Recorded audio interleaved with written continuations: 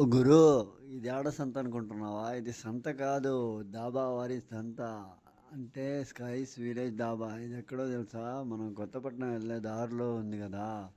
Flavour దిగంగానే కొంచెం ముందుకు వస్తే ఇంకో ఫ్లేవర్ ఉండిద్ది. దాని పక్కన రైట్ సైడ్లోనే కనబడుతుండేది.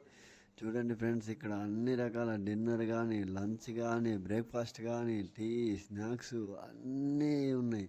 చికెను, మటను, ఫ్రాన్సు, చేపలు, అబ్బబ్బబ్బబ్బబ్బా! నోరూరించే వంటకాలతో అద్దిరిపోయిద్ది. ఇది ఎక్కడో కాదు, మా స్కై విలేజ్ దాబా అంట.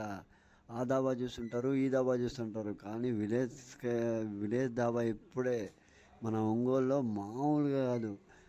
అసలు ఒక రేంజ్లో ఉంది. చూడండి లోపల, లోపల అట్మాస్ఫియర్ ఎలా ఉందంటే విలేజ్లో కూర్చుంటే ఎలా ఉండిద్దో అలాగే ఉంది. మామూలుగా కాదు.